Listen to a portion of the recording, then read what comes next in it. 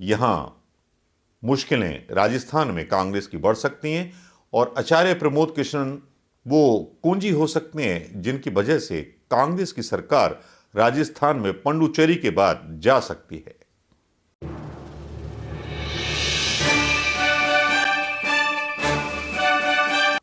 दोस्तों नमस्कार, मैं मनोज कुमार शर्मा एक बार फिर आपके बीच में लेकर के सनसनी खबर। नमस्कार, जय हिंद, सलाम भैया, सत्यमेव जयते। लेकिन लेकर के वो खबर जो खबर बहुत सनसनी मचा रही है और साथ में दिखा रही है कि कांग्रेस कितनी सीरियस है और कांग्रेस के नेता कितने सीरियस हैं भारतीय जनता पार्टी से लड़ने के लिए। वाकई में उनको सैल्यूट किया जाना चाहिए, उनको मुबारकबाद दी जानी चाहिए कि जो बयान पार्टी के अंदर एक कमरे में बैठ के दिए जाने चाहिए वो सार्वजनिक रूप से बाहर आने लगे हैं। और जब सार्वजनिक रूप से बाहर आने लगे हैं तो लगता है कि कुछ एजेंट भारतीय जनता पार्टी की तरह कांग्रेस के अंदर काम करने लगे। भाई सीधी सी बात बोल सकते हैं अपन तो। देखिए, उधर तो पांडिचेरी में 4 विधायकों ने इस्तीफा दे दिया, 5 विधायकों ने इस्तीफा दे दिया। वहां पांडिचेरी की सरकार नारायण स्वामी की जो है अल्पमत में आ गई है। और उसके बाद अब एक बयान तीखा सनसनीखेज खासम खास प्रियंका गांधी के आचार्य प्रमोद कृष्णन का आ जाता है। आचार्य प्रमोद कृष्णन का बयान आता किस लिए, किसके लिए आता है? कौन है वो शख्सियत जिसके लिए यह बयान आता है? कौन है वो नेता जिसके लिए वो बोलते हैं? कौन है स्टेट का वो मिनिस्टर जिसके लिए बोलते हैं? कौन है वो नेता सिंधिया जैसा? क्या आप गैस कर सकते हैं? शायद आप गैस नहीं कर पाएंगे। दैनिक भास्कर को दिए गए इंटरव्यू में आचार्य प्रमोद कृष्णन बोलते हैं कि राहुल के सामने मंच पर पायलट को जानबूझकर के बेइज्जत किया गया। गहलोत दिल बड़ा करें, वे वसुंधरा से लड़े। अब यहां आपस में ही जब खटकनबाजी चल रही है, लठबाजी चल रही है, तो फिर भारतीय जनता पार्टी से कैसे लड़ पाओगे भाई? और प्रमोद कृष्णन सीधे सीधे भारतीय जनता पार्टी को इशारा दे रहे हैं कि ले जाओ भैया सोन चिरैया उड़ा करके। पहले सोशल मीडिया पर सचिन पायलट को मुख्यमंत्री बनने का आशीर्वाद देकर और अब राहुल गांधी के राजस्थान दौरे में सचिन पायलट की बेइज्जती का मुद्दा उठाकर प्रियंका गांधी के नजदीकी कांग्रेस नेता आचार्य प्रमोद कृष्णन ने विवाद को हवा दे दी है। कृष्णन ने भास्कर से बातचीत में कहा है कि किसान महापंचायत के मंच पर पायलट को जानबूझकर के बेइज्जत किया गया। यह अफसोस की बात है कि मुख्यमंत्री के सामने पायलट को अपमानित किया गया।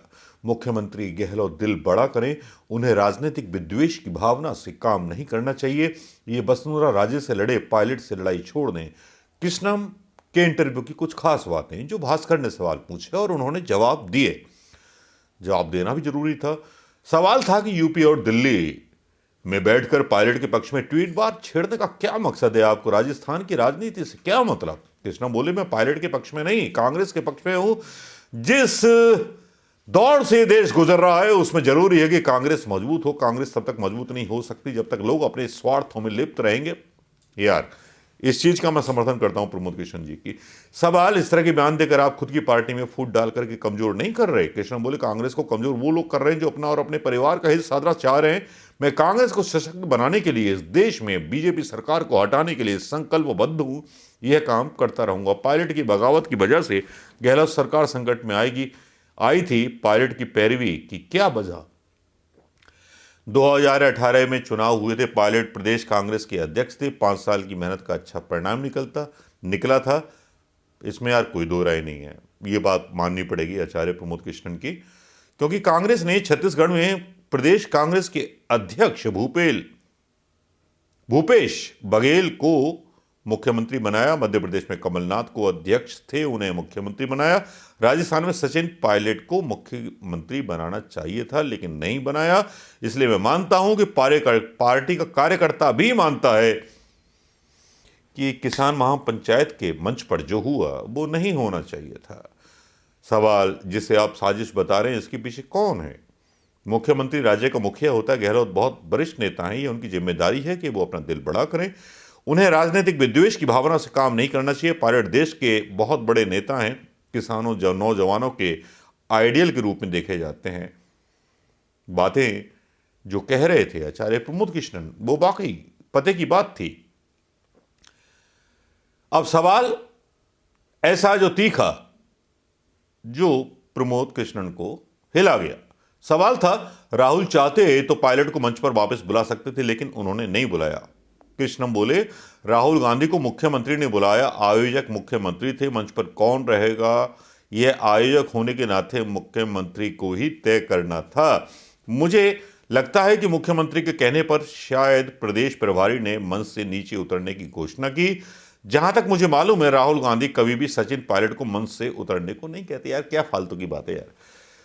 पायलट को सीएम बनाने की आप पैरवी तो कर रहे हैं, लेकिन सीएम बनाने के लिए एक से एक विधायक चाहिए। जितने विधायक हैं वे कांग्रेस के विधायक हैं, वे अशोक गहलोत की या पायलट के विधायक नहीं है।